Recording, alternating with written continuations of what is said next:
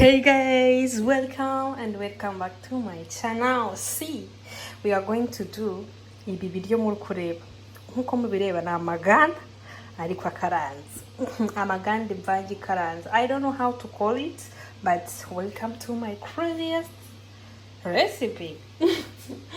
So delicious.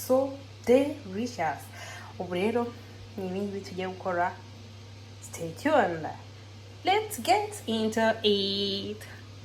Hi guys, welcome back to my channel. Today murebe ukuntu nimereye. Nimereye ko nshatse, I'm home, it's a weekend, and see the Rwandan the Rwanda everywhere, Rwanda to the world. Mbambabwire rero uyu munsi bravo mon amour. Mon wanjye atezemo. Tu veux t'habiller?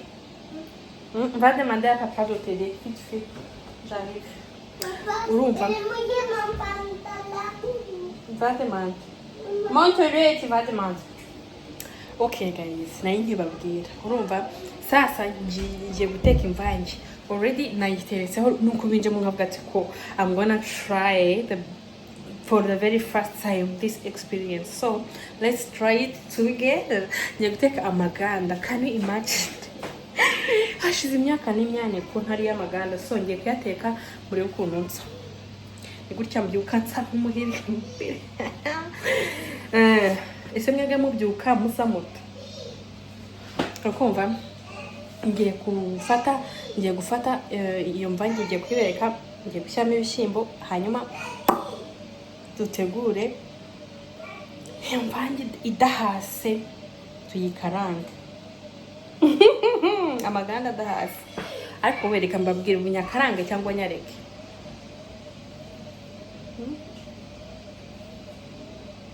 Ikanyareke. Ngiye kureka, ariko reka tuyakarange turebe how it will turn out. Ndayakaragara n'ibishishwa, by the way. Mutaya ngo nijya kuyakaranga ndayahato. Ndayakaragara n'ibishishwa de kuno bari bubirye.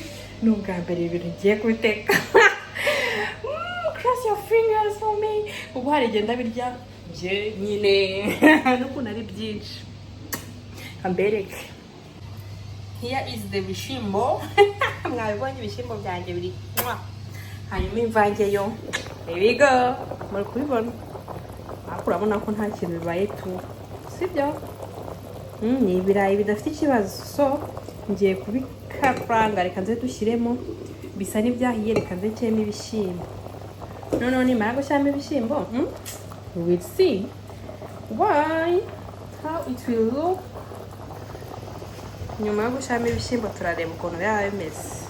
Nashyizemo umunyu, nuko ari video nyine mvuze ngo reka mbereke to trying this experience. Tugerageze iyi experience turebe. Nashyizemo umunyu uhagije, katureke bino bishyimbo bibiri turangiza tubikarange. Reka nze dukata igitunguru, ubundi noneho turebe how it will go. Yes guys, here we have dufite planche yacu, sibyo? Tugiye gukatiraho igitunguru turebe how it will go. Igamba bwiscreen ubwa mbere ngiye gukora ibintu. I don't know how it will turn out, but I'm trusting the process and it's okay. Yo, ntabwo mbizi niba muri kubibona, but I'm cutting my kitunguu. Yeah guys, ntabwo kugira kugira ngo mwe muri kureba. Ukata igitunguru rero mw'abantu. Ngiye ngikata gutya, sinzi neza uko mugikata, you know. Kino cyuma cyanjye ngo gikata cyane. Nkata nitonze dusumo kugira ngo nyine bisoze kwa. Cyamo igitunguru cyose, nkunda ibiryo birimo igitunguru gihagije.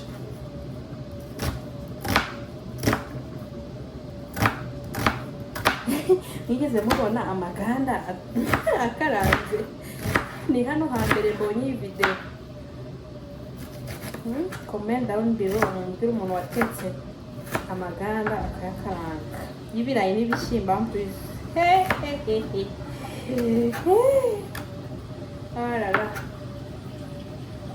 Sasa murabona igitunguru cyanjye bisawa cyane, ndaza ngahita nshishamo icyuma gutya kugira ngo tube duto cyane. Tumaze gukata igitunguru, icyo tugiye gukora ni iki? Tugiye gufata ibi bivange tuyishyire ku ruhande. Tugiye kwishyira ku ruhande, noneho mbereke, reka mbanze ndebe ko yahiye. Hashize akanya gatoya, nshyizemo intuza, nshyizemo ntabwo irashya neza, urabona ibirayi birakomeye, ntabwo irashya neza. Reka dutegereze gatoya, mu kanya ndaza kubareba duhita tuyikaranga. Guys, mama buretse uyu muhungu wanjye ari kumwe ngo mpaka nshyire hariya. Imvange yanjye murabona ko yahiye, tugiye kuyikuramo amazi ubundi tuyikarange. urashya igerayo, kaza ni positione kamera ubundi tukarange imvange yacu. Guys, rero mfashe ya mvange yanjye nyikuramo hano. Reka nyibereke biri kotsa, mbaze nyibereke murebe ukuntu imeze. Guys, see the imvange. Reba imvange yanjye, mwabibonye. Kamera binsaba kuyigizayo nkaberekera kure kugira ngo ntizemo ibihu. Yes, nasutemo hano kugira ngo ari amazi yose avemo. So ngiye kubikaranga turebe ukuntu birasohoka bisa. Okay, sasa rero bantu banje, kamera yanjye reka nyihagarike ndi kubawunsinga, hanyuma ubu ngiye kubereka ukuntu tugiye guteka. Okay, nogeje ya safuriya kubera ko ngiye birambangamira gukaranga mu isafuriya natetsemo direct. So kubera ko izindi rero ziri mu mashini iri kuzoza, nahise mfata iyi ngiyi nyoza n'intoki bitwe kugira ngo duhite dushyiraho imvange yacu. Sasa ngiye gukarangisha amavuta asanzwe, you understand, y'ubuto buto buri casual like koriza. Ngiye gukoresha amavuta ya koriza, ntabwo nshaka gukoresha wet olive. Sinzi impamvu ntabwo mba numva imvange ntabwo mba numva ibirayi bikangishijwe olive oil ntabwo biryohera. Sorry to say that, but ibirayi bikaranze n'ubuto busanzwe nk'ubu nibyo biryohera. So we are going to put some oil. Nizere ko muri kureba neza. So niba mutari kureba neza, I'm going to try to show you the maximum. Video like this. I feel like it's okay like this, maybe. Okay, tugiye gushana amavuta.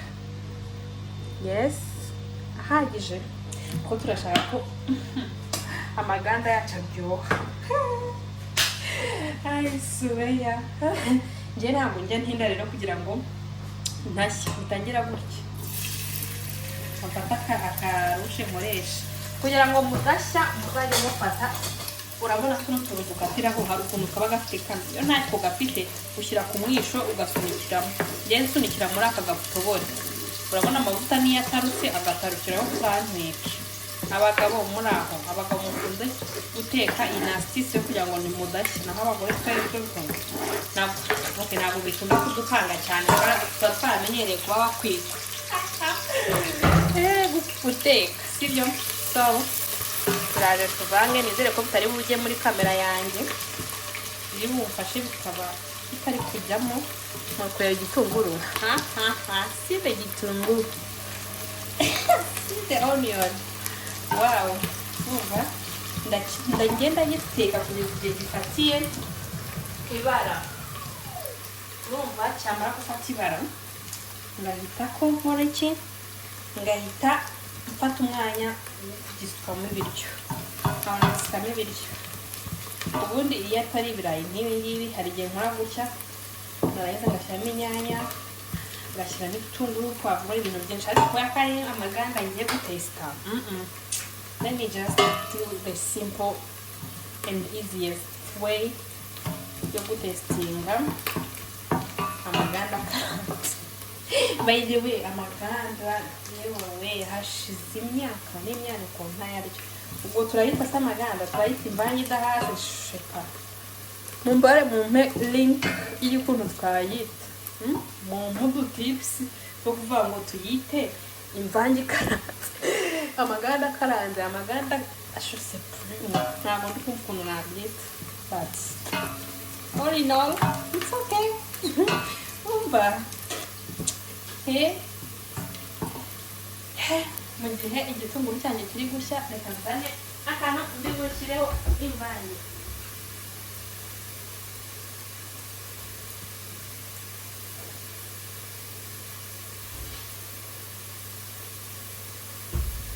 Ese mu wikendi mwumve babazi wikendi yanyu mujya muyigira. Aha, urabona ko bihiye, hanze bishyiremo neza. Noneho kugira ngo amavuta yacu ataza kubatwara, ndaza nkabishyiramo gutya ngahita mvanga. Hano tuzemo bike ariko ibindi nabyo ndabifite hano.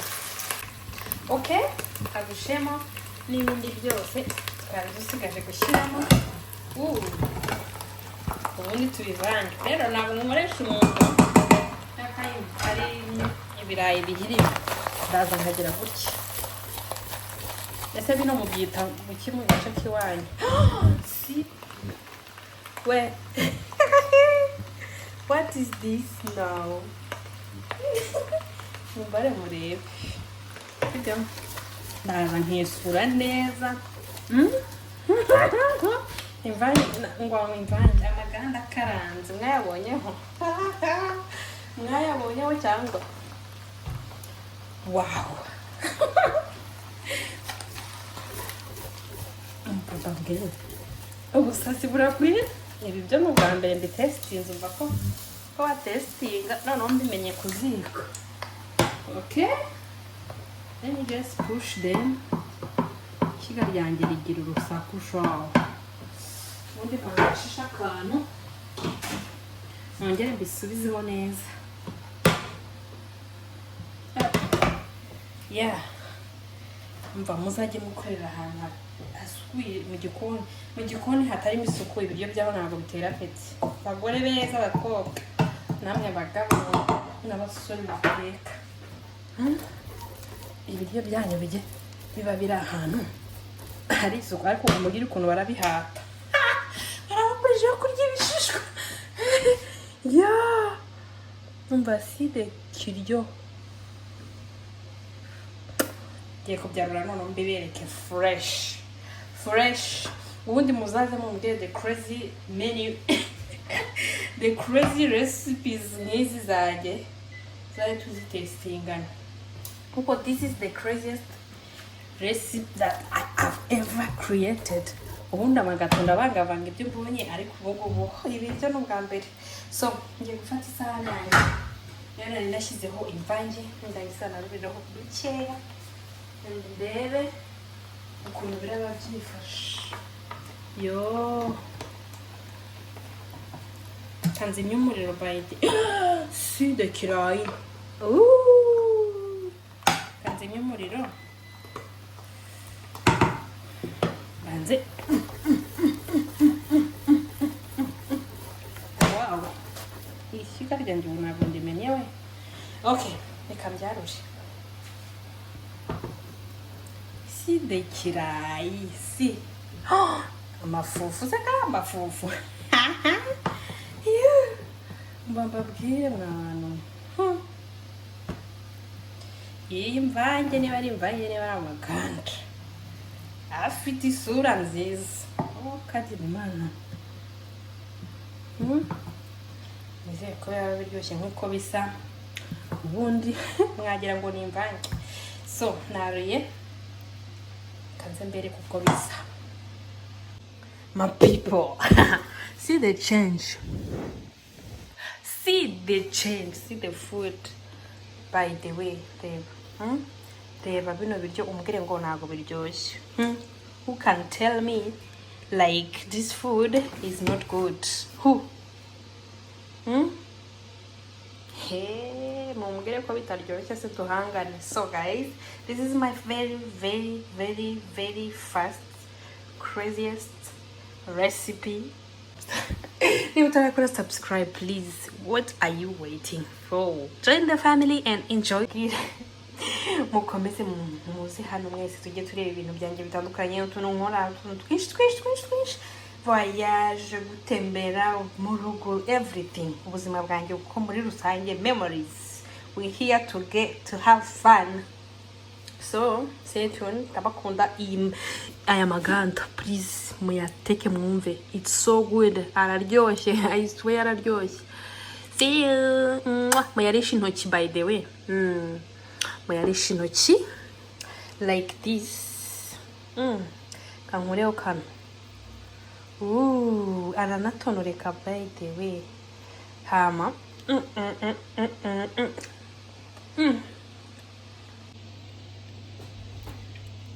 Guys, bravo.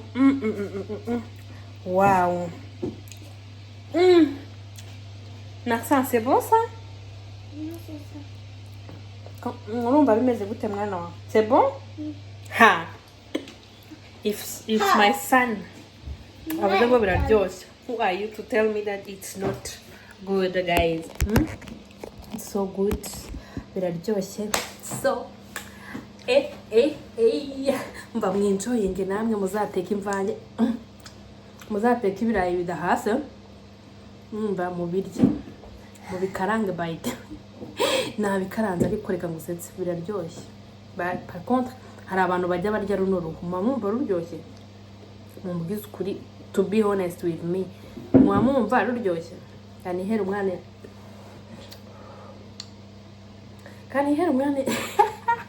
Rwanda kubirayi we. Biraryoshye. Mba mubwire ni ukuri, isuku babeshya cyangwa kubirariraho cyangwa kugira ngo mwumve ko ari ibintu nyine biraho. I swear biraryoshye.